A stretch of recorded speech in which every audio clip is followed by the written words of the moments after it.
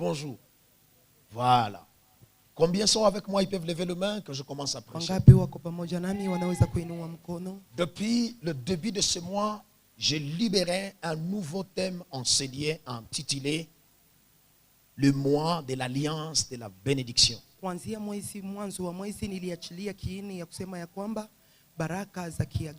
L'alliance de la bénédiction dans le royaume. Et nous avons commencé à parler de cela.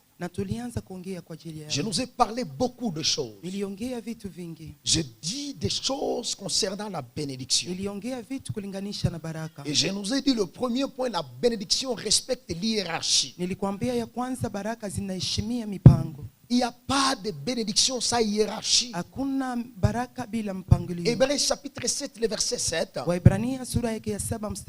nous dit certainement, sans être contredit, c'est le supérieur qui bénit l'inférieur. Ça veut dire que la bénédiction sort d'en haut vers en bas. Et ma plus grande prière, c'est que tout supérieur devant toi te bénisse. T'as pas saisi?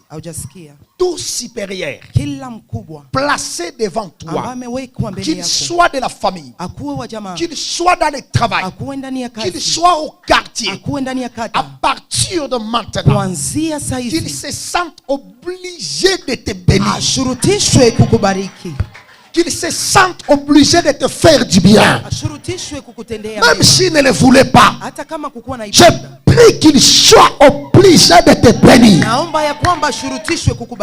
Tu ne seras pas le premier, parce que ça s'est passé dans la Bible. Mardoché faisait de bonnes choses, mais le roi ne s'en souvenait pas. Un jour Mardoché a prié, et pendant que Mardoché priait, la Bible me dit que le roi cette nuit-là a manqué du sommeil. Il voulait manger, ça ne venait pas. Il voulait sommeiller, ça ne venait pas. Il cherchait les gens pour les lire des histoires, ça ne marchait pas.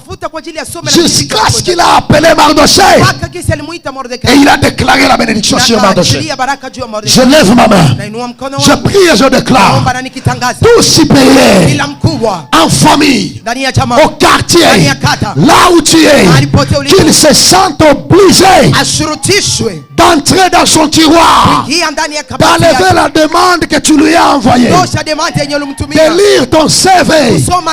Ton amen m'embête. Tu lis ton CV. Je le vois prendre son téléphone. Il t'appelle. Il t'appelle. Qu'il le veuille ou pas. Je prie qu'il t'appelle. Quelqu'un me donne un amen bien. Augmente encore un amen. Augmente encore un amen. Reçois ton appel miracle. Je les reçois au nom de Jésus.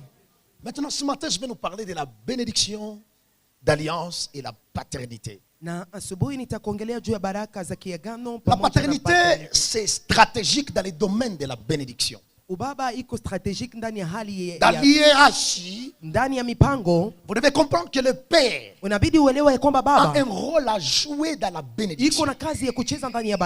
Qu'est-ce donc un père? Dans la parole de Dieu, vous verrez beaucoup plus de fonctions et de définitions par rapport à un père. Le père, spirituellement, peut être représenté comme le parapluie. Ce qui couvre leurs enfants. C'est l'ombre qui couvre le fils. Alors que le fils a besoin de la couverture, le père devient couverture pour son fils. Vous allez comprendre la parole de Dieu. Beaucoup de fois, les gens se présentaient par le nom de leur père, car les pères sont de couverture des fils. Et donc notez bien, si le père est symbolisé comme du parapluie, ça veut dire que le fils, une fois marché avec le père, il ne doit pas mettre la parapluie sur sa tête, juste à côté de la tête. Il est obligé d'éloigner la parapluie de la tête. Plus c'est éloigné, plus ça va l'abriter. Nous sommes ensemble. Le père, c'est beaucoup de choses. Baba ni vitu vingi. Le père, c'est aussi Baba celui qui donne les noms dans la parole de Dieu. Vous allez comprendre ça. ni yule anaipana jina ndani ya neno la Mungu. On n'a pas de nom. Hatuna jina. C'est la paternité qui nous donne des Ni noms. ubaba, ni baba ndiye anapana jina. Dans la parole de Dieu, vous verrez que c'est le père qui a un Dieu. Na ndani ya neno la Mungu tutajua kwamba ni baba ndiye iko na Les Mungu. fils n'ont pas de Dieu. Wana hawana Mungu. C'est le père qui détient les dieux. Ni baba ndiye anabeba Mungu. Même l'apôtre Paul, quand il est en train de parler, Hata mtume Paulo wakati il dira plus tard que les enfants sont sous le mandat ou la couverture de Dieu de leurs parents. Anaonesha ya kwamba wana uko chini ya ukingo ya Mungu wa baba Ça veut yao. dire que les parents, ce sont eux qui détiennent les dieux. Ni kusema ya kwamba wazazi ni hao ndio wanabeba Eh bien, Mungu. le diable, sachant ces choses, Na shetani kwa kujua hivyo vitu il vient et il détruit la relation entre père et fils. anakuja kwa ajili ya kuharibu uhusiano kati ya baba na Il y a mtoto. toujours des conflits si vous vérifiez ces derniers temps. Kuna vita kwa hizi wakati ukiangalia. Soit les enfants n'aiment pas leur papa, Saa zingine wana hawapendi baba. soit papa n'aime pas ses Saa enfants, zingine baba hapendi wana. soit papa fait des dégâts Saa zingine baba anafanya makosa jusqu'au point où les enfants regardent papa, mpaka kwa wakati watoto wanaona ils se baba disent nous croyons que tu étais autre chose. wanawazia kwamba tulikuwa na wazio kwa kitu kingine. Actuellement, nous nous rendons compte que tu es pire que le diable. Lakini kwa sasa tunaona ya kwamba uko mbaya kuliko Et vous voyez shetani. beaucoup d'enfants actuellement, Na utaangalia watoto wengi kwa ils se sasa révoltent contre leurs parents. wanapigana na watoto na C'est wazazi ça wao. ce que le diable veut faire. Ndio yenyewe shetani iko napenda C'est pour cette kufanya. raison dans Malachie, Ndio kwa la ndani ya Bible Malaki. dit qu'il nous enverra l'esprit de Élie le prophète. Biblia inasema ya kwamba atatutumia roho ya Eliya nabii. Et cet esprit aura comme fonction Na hiyo roho itakuwa na kutumika de ramener le cœur des enfants à leur père kwa kuleta roho za watoto kwa et baba ramener le cœur de père à leurs na enfants. roho ya baba kwa wana. Et ma plus grande Na prière, maombi yangu makubwa c'est que ton papa garde pour toi, ile ambayo baba yako analinda kwa qu'il ajili soit yako, spirituel ou physique, akuwa kiroho kama vile qu'il te kimwili, le donne au nom de Jésus. akuachie hayo kwa jina la Yesu. Ton amen, je ne l'ai pas encore compris. Amena yako sijaisikia. Non, non, tu ne sortiras pas de ta famille avant de recevoir la bénédiction. Hautatoka ndani ya jamaa yako kabla hujapokea baraka. Je vais aller plus loin. Nitaona Même si ton mbali. père est déjà mort, Hata kama baba yako je amekufa, parle à son esprit. naomba naongea na Là roho où son yake. esprit se retrouve, Pale kwenye roho yake iko. ton esprit va libérer la bénédiction pour toi. Roho yake itachilia baraka kwa ajili yako. Papa dit mais comment? Baba anasema namna Si gani? ça ne réussit pas au pied de la montagne, Kama haiwezekani ça va kumlima, réussir au sommet de la montagne. itawezekana juu ya mlima. Car à la Kwa transfiguration, maana huko kutransfiguration, Jésus n'avait pas vu Moïse, Yesu akumuona Musa, mais à la transfiguration, il a vu. kule kumlima transfiguration, Il a vu akamuona. Élie à la transfiguration. Akamuona Eliya kule Élie kutransfiguration. lui a ramené la puissance de la prophétie. Eliya akamletea nguvu ya unabii. Moïse lui a ramené la puissance de la loi. Musa akamletea nguvu ya C'est sheria. possible Inawezekana qu'un homme que tu n'as jamais vu mtu mwenye hujawahi revient même à rêve akukujia et hata ndani ya te dit ndoto mon fils je te pardonne. na anakuambia mwana wangu Ah, nimekusamehe. t'as pas saisi de quoi je Utasikia parle. nini naongea? Je bénis ta vie Nabariki et maisha je yako. déclare à partir de Natangaza maintenant, kuanzia sasa, l'esprit de ton papa va te bénir. roho ya baba yako itakubariki. Amen daddy. Amen. Là où nous venons de lire, Mahali ambako tunamaliza kusoma, il y a des choses qui m'ont intéressé kuna vitu viwili ambavyo et qui vimenifurahisha font l'objet de mon na enseignement. inafaa kini ya neno La la. chose numéro 1 que j'ai compris, Kitu kia kwanza ambacho c'est nimeelewa que la bénédiction liée à la paternité ya kwamba baraka ambazo zinaambatanishwa na baba donne toujours à un fils zina la continuité de la vie du papa. zinampatia mwana maendeleo ya maisha ya baba. D'accord? Lorsqu'un père bénit un fils, Wakati baba anabariki mwana, ça veut dire quoi? ni kusema nini? Que papa ordonne Ya kwamba baba que le anashurutisha fils continue ce que papa devrait continuer. mwana aendeleshe kitu ambacho baba angeliweza kuendelesha. Tuko pamoja? Tuko pamoja? Yes daddy. Ça veut dire que moi, papa, je me suis arrêté à 3. Ni kusema mie baba niliishia kutatu, Mais toi, tu vas aller jusqu'à 40. lakini wewe utendea mpaka kwa 14. C'est pour cette raison, Ni kwa hiyo sheria ce que papa n'a pas fait. kile ambacho baba Lorsque hakufanya. vous vérifiez dans la Bible, Wakati unasoma ndani ya le Biblia, fils, lui, peut le faire. mwana yeye anaweza Est-ce que kuifanya. je peux libérer quelque chose Je ici? naweza achilia vitu fulani hapa. Voyons certaines choses dans la Bible. Tuangalie vitu fulani ndani ya La Biblia. Bible nous parle de Jacob, Biblia inatuonesha juu ya Yakobo, un homme sérieux de la Bible. Bible. Il a eu 12 fils. Les 12 fils étaient de bons fils. Et à la maison, lorsqu'il était à la maison, nous remarquons qu'un de ses fils n'avait pas de travail. Son nom était Joseph. Tous les 11 allaient travailler, tous les 10. Mais l'un ne travaillait pas. Joseph était obligé de rester à la maison. Mais quelque chose me bénit. La Bible nous dit, un jour Joseph a vu un rêve. Il a vu papa, maman et tous les enfants se prosterner devant lui. Au début, je croyais que Joseph avait raison. Jusqu'à ce qu'en lisant ma Bible, je suis parti dans Joël. J'ai vu le prophète Joël libéré de lois spirituelles. Au chapitre 2, le verset 28, Joël dit, dans le dernier temps, moi Dieu, je reprendrai mon esprit sur l'humanité. Et voici comment ça va se passer. Si je ne donne pas ce que je veux donner, il y aura du désordre dans l'œuvre de Dieu. Je vais stabiliser les choses. Alors désormais, lorsque l'esprit viendra, vous n'aurez pas la probabilité de faire tout ce que vous voulez faire. Voici l'ordre qui sera là. Vos fils et vos filles, ce sont eux qui pourront prophétiser. Mais vos vieillards, ils n'auront pas l'autorisation de prophétiser. Nous sommes ensemble, hein? Yes. Mais il y a une chose que je vais leur donner de faire. Et ils verront des visions, des songes. Là c'est compliqué. Joël, est-ce que ça va? Joël te dit ça va. Qu'est-ce que tu dis, Joël? Joël dit, aucun vieux parmi vous n'a l'autorisation de voir des visions. Ils sont spécialisés dans les rêves. Là c'est compliqué. Et quand je reviens dans Genèse, Joseph dit au frère, je viens d'avoir un rêve. Là c'est compliqué. Soit Joël c'est un menteur, soit Joseph c'est un menteur. À mon avis, qui est le menteur ici? Hein? Le papa l'a dit, c'est Joseph certainement parce qu'il est petit. L'autre dit, Joël, mais regarde une chose. Alors que je suis en train de balancer ces deux pensées, quelque chose vient dans ma tête. Je regarde Joseph. Est-ce que tu rêvais avant? Joseph me dit non, je ne rêvais pas. Où est-ce que tu as tiré tes affaires de rêve? Qui t'a donné les rêves? Quand j'entre dans la maison Joseph, je me rends compte que Joseph a un père.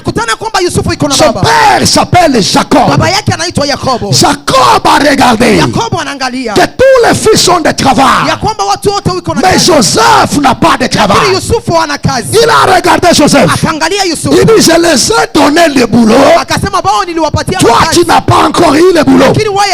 Je vais te donner quelque chose de plus spécial que le travail. La Bible me dit, le père a pris son manteau, le manteau de plusieurs couleurs. Il va le déposer sur Joseph. À partir de là, nous voyons dans quelques jours Joseph commençait à être haï par ses frères. Deuxième chose, Joseph commence à développer les rêves. Ça me dérange. Mais quand j'entre à profondeur, Joël me dit, aucun jeune ne peut voir des rêves. Mais quand je demande à Joseph, qui t'a donné l'autorisation de rêver? Tu les as tirés où? Joseph me répond, ce n'est pas moi qui vis, c'est le propriétaire du manteau qui vit au-dedans de moi. Ce n'est pas moi qui vis. Mokolo manteau. Je demande à Joseph comment. Joseph me donne la raison numéro 1. Les oiseaux de même plumage ne fait que voler ensemble. Tout le monde est parti pour garder les chèvres. Moi je suis resté à la maison parce que papa et moi nous sommes des humains, mais nous sommes animés de pensées de vieux. C'est de quoi je parle. La deuxième des choses, il m'a dit, papa, c'est bien lui qui a reçu la prophétie. C'est bien lui qui avait les dons des rêves, le don d'interprétation des rêves. Il m'a regardé. Il dit, mon fils, je n'ai pas d'argent pour te donner, mais je te donne mon manteau. Quand le père te donne son manteau, le manteau te donne les rêves du père. Papa saisit de quoi je parle. Je lève ma main. Je déclare que le manteau du père tombe sur toi. Le manteau du père tombe sur tes commerces. Tu m'as donné un amen que je parle de toi. Maintenant regarde ce qui s'est passé. My God. My God. C'est mon ami, tu avances ni avances. Ah oui, à quoi happened? Ule Mungu anasema avance, Mungu amubariki. Sema tu avance ni avance. Il y a 3-4 choses qui me bénissent. Kuna vitu vingi ambavyo vinanibariki hapa. Quel est le rêve que tu as rêvé? Ni ndoto gani umepata? Il dit la lune, le soleil et les étoiles se prosternent devant moi. Mwezi, nyota na jua wanakujikunja mbele yangu. Premièrement, kia kwanza, il dit le mensonge. Anasema uongo. Ça ne s'explique pas. Parce que pendant que Joseph rêve, sa maman Rachel est déjà morte. De quelle maman il parle? Je viendrai vous parler sur Maman Africa. Yes. Non, tu n'as pas saisi. C'est lui qui a remplacé la place de Rachel, c'est Maman Africa. Tu n'as pas saisi. Tu avances, avance, daddy. Le rêve disait vrai. Il y avait Jacob. Il y avait les fils. Mais où est la maman? Suseme tu power ni sogee. Sema tena power ni power. Lorsque vous allez dans la Bible, Esaïe nous dit, alors qu'il explique sa prophétie, la semence sortira du ciel et fécondera la terre. En parlant de la terre, il va nous dire que la terre c'est une femme et le ciel c'est un homme. La terre c'est une femme, le ciel c'est un homme. Joseph a perdu la terre de ses ancêtres. Mais le Seigneur l'a emmené en Égypte. Il entre chez Maman Africa. Une fois chez Maman Africa, il est là. Joseph dit au frère, j'ai perdu ma maman biologique, mais le Seigneur m'a donné une autre femme. Égypte. C'est pour cette raison tout le monde faisait des travaux. Mais quand Joseph lui était en prison, il a fait des rêves. Il a aussi interprété les rêves de Pharaon. Et quand il interprète les rêves de Pharaon, il donne le système de leadership. Il dit à Pharaon, les affaires de la terre, c'est ma spécialité. Je n'ai plus de maman, mais la terre est devenue ma mère.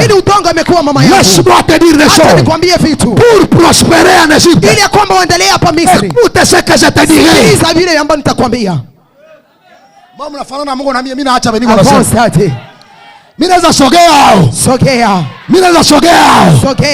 Comment Joseph a trouvé l'interprétation? Comment il a trouvé la capacité de gérer l'Égypte? Parce qu'il a perdu sa maman biologique.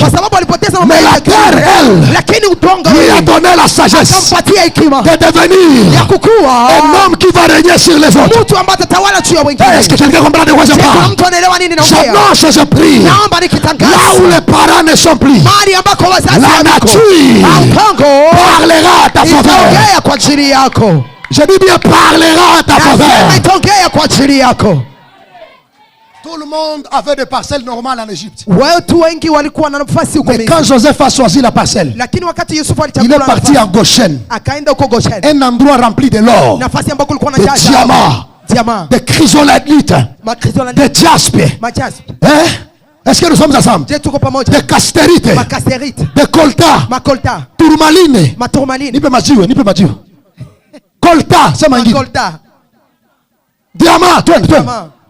Unaona huko mkongomano wa bongo hii. Nipe. Tourmaline, twende tena. Ile si sikia yake. Or flamme njo yai.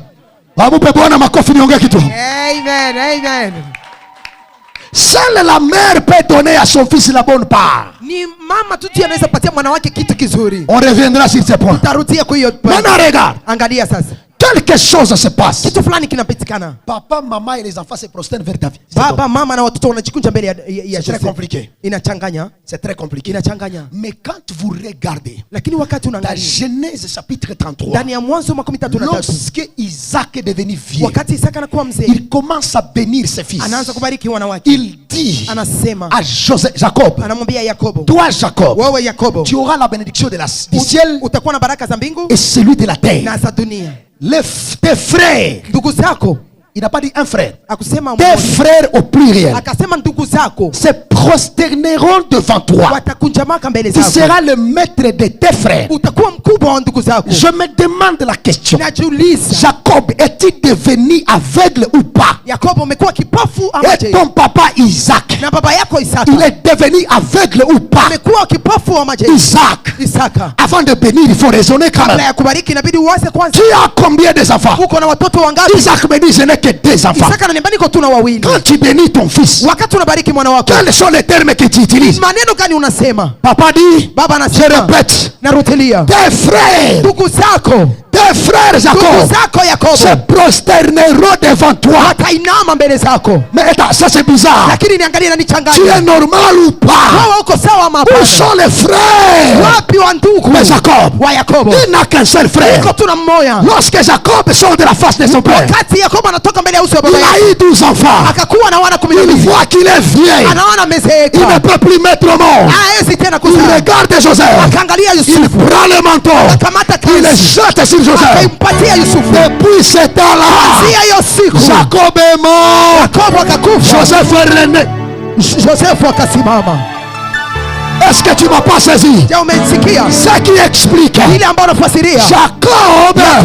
Jacob n'était pas là lorsqu'on a béni son père Isaac. Mais quand Jacob se présente en Égypte, il ne va pas en Égypte avec sa tête. Il va avec le cerveau de son papa. C'est pour cette raison la bénédiction qui allait tomber sur son père était obligé de tomber sur Jacob. Tout le monde s'est prosterné devant qui?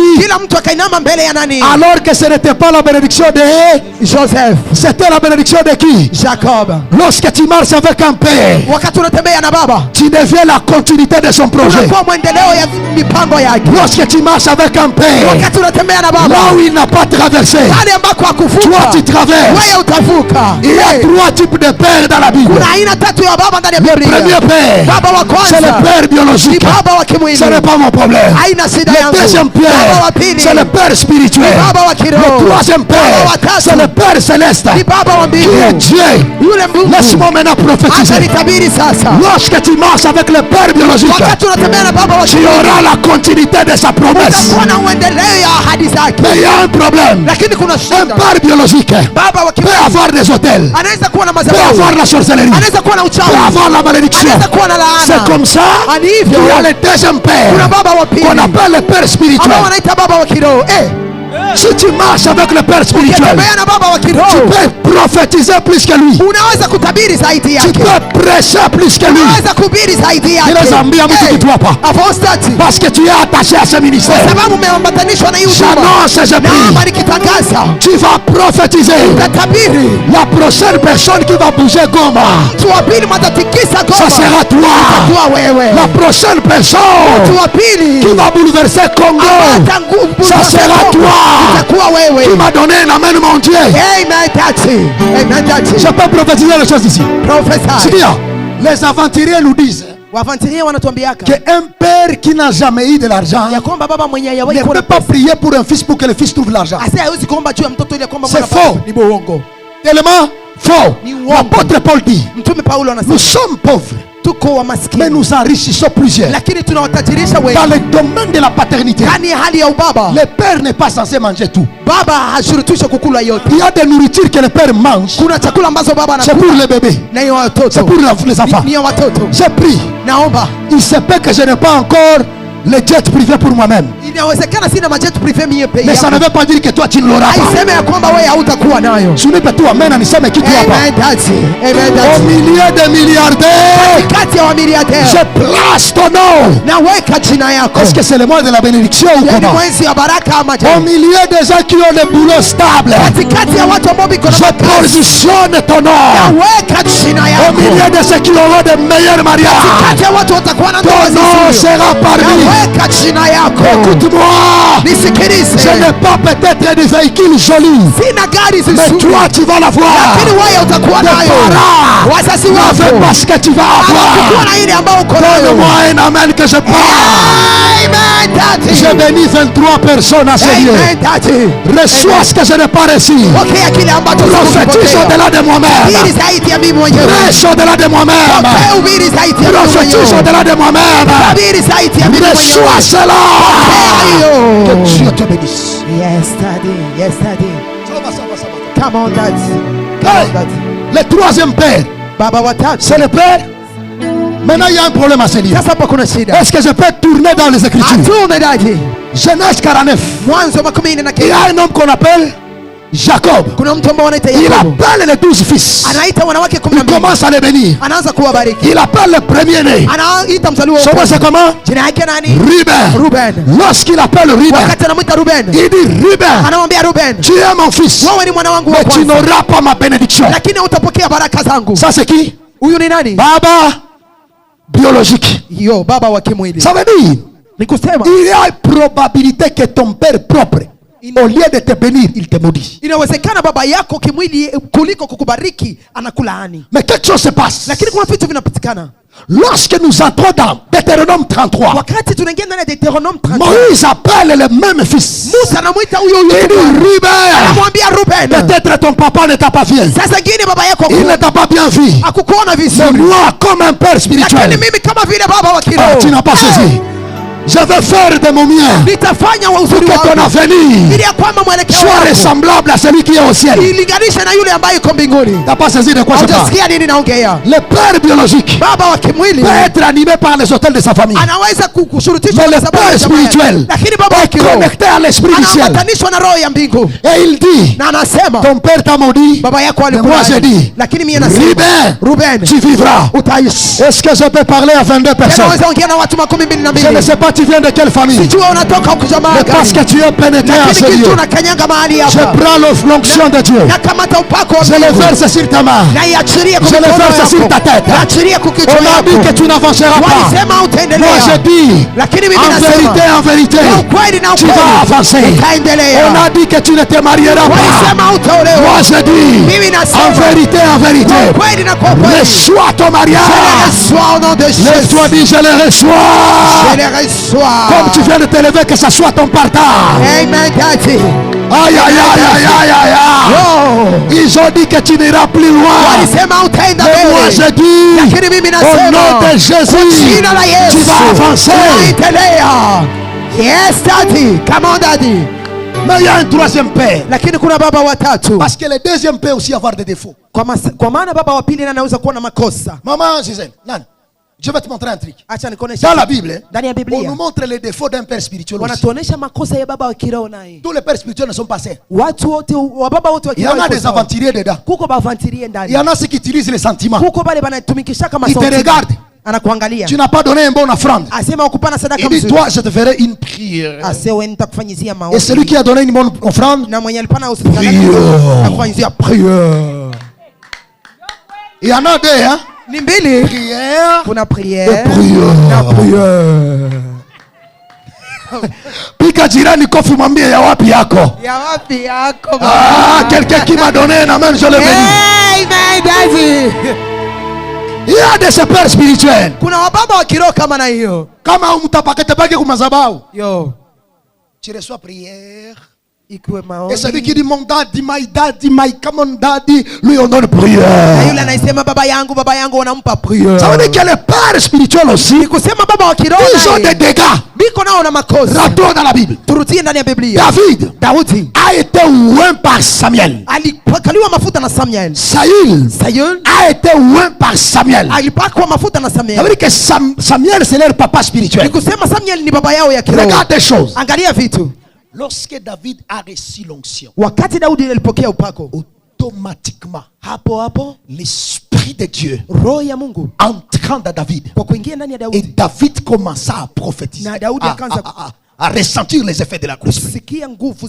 Juste après la consécration. Mais rentrons chez Saül.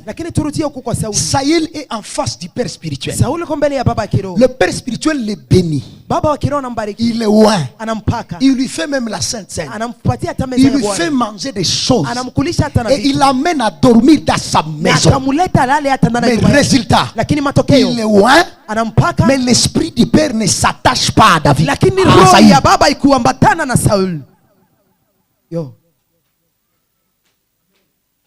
Pourquoi?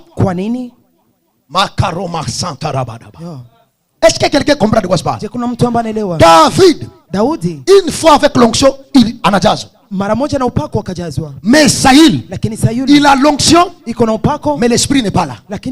Jusqu'à ce que Dieu regarde le petit. Il dit il va mourir lui là. Je vais occasionner ce que le père spirituel ne lui a pas donné. Le père céleste peut lui le donner.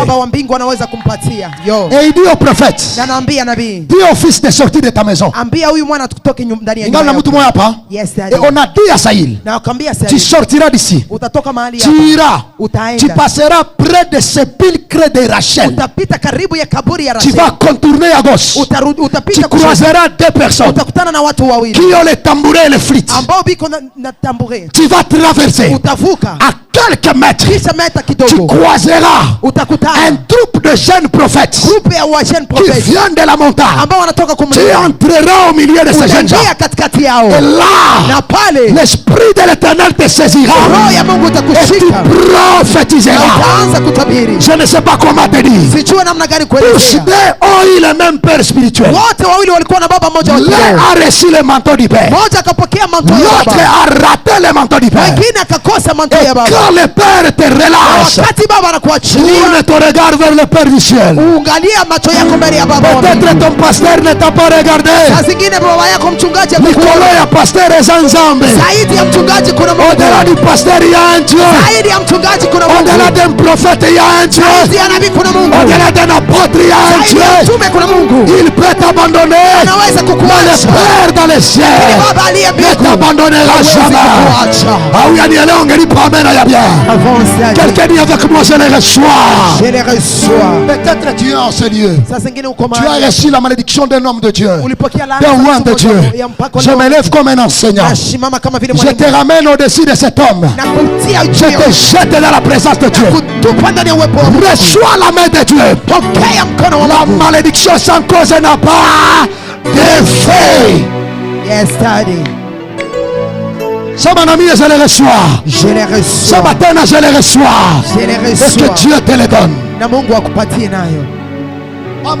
Est-ce que je peux prophétiser? Est-ce que je peux prêcher? J'ai envie de libérer de grâce à ce lieu. Il se peut que ton père t'a abandonné. Le père spirituel ne t'abandonnera pas. Et même si le père spirituel te laisse, le Seigneur dans les cieux, c'est l'ami fidèle. Lui n'abandonne jamais. Même si nous sommes loin, c'est lui qui nous suit là où nous sommes. Dans Matthieu, il y a l'histoire de fils prodigue. Il est parti. Il a cru que papa ne le connaissait pas. Papa ne parlait plus de lui. À sa grande surprise, alors qu'il était en train de revenir, il croyait que papa va le mettre en prison. Oh, le papa du ciel est meilleur. Le papa, il y a un Dieu dans le ciel, mes frères. Yupo Mungu mbinguni. Zaidi ya wazazi, zaidi ya mapasto, zaidi ya wale tunawajua. Yupo Mungu mbinguni, mes frères. J'ai envie de prophétiser. Nani ananielewa hapa? Sema yuko Mungu mbinguni. Yupo Mungu mbinguni. Sema tena yuko Mungu mbinguni. Yupo Mungu mbinguni. Mama. Biko na moyo wanawaza utaisha mubaya. Kumbe Mungu wa mbinguni ana mpango mwema. Wanawaza watakumalizia mubuchawi. Kumbe Mungu wa mbinguni ana mpango mwema. Walikupangia mwaka jana lakini ungali unasimama. Walikupangia mwaka juzi ungali unatembea. Yupo Mungu mbinguni baba. Hey! Pika jirani mwambie Mungu yuko mbinguni. Mungu yuko mbinguni. Ni baba wa mayatima. Ni mume wa wajane. Akitaka atakubariki. Halombake sadaka za mingi. Ukijitoa tu anakupa. Je bénis 23 personnes qui disent amen. Que cette bénédiction te suit là où tu es. Que le Père dans les cieux te suive au nom de Jésus. Ce qui est bizarre, l'enfant venait. Il croyait que papa va le mettre en prison. À sa grande surprise, en arrivant près de la maison, il a vu que papa se mettait sur la montagne. Chaque matin, il disait, où est mon fils? Quand est-ce qu'il reviendra?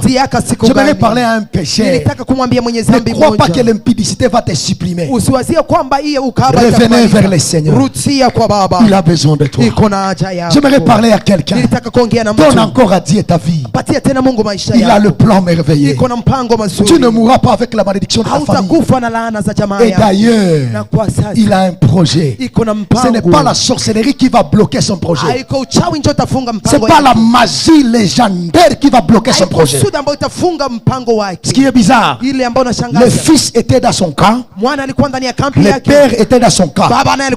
Le fils était pécheur. Le père était saint.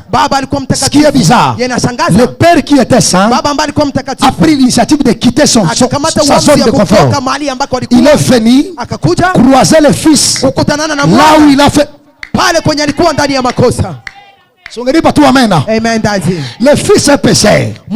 Il vit avec le porc, mais le père sort de sa sainteté par son amour. Il abandonne sa maison, il abandonne son trône, il vient à la rencontre d'un péché.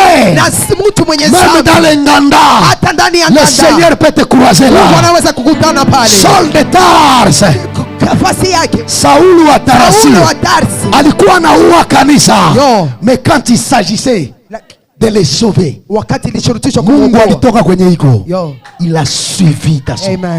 Je lève ma main. Je prie que Dieu te cherche là où tu es. Qu'il te croise là où tu es. Là dans ta chambre. Là où tu crois que ça ne marchera plus. Là dans ton lieu de travail. Là où il y a des discussions et des problèmes. Là dans ton boulot.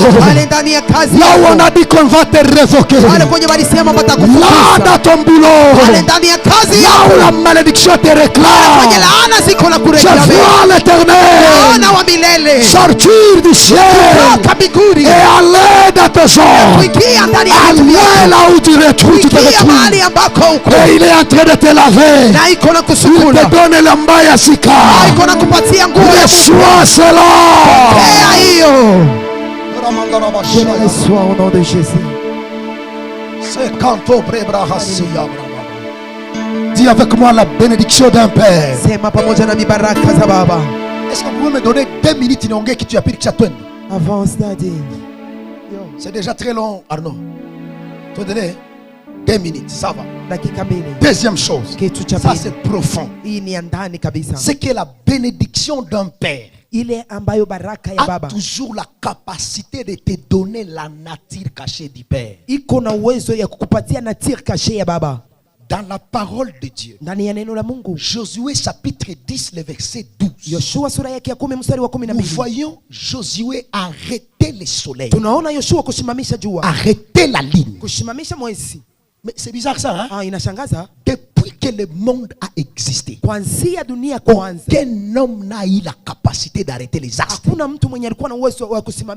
Où est-ce que ce garçon a levé ce mandat? Et quand vous allez dans la parole de Dieu, je vous ramène dans Nombre chapitre 13, le verset 6 à 8.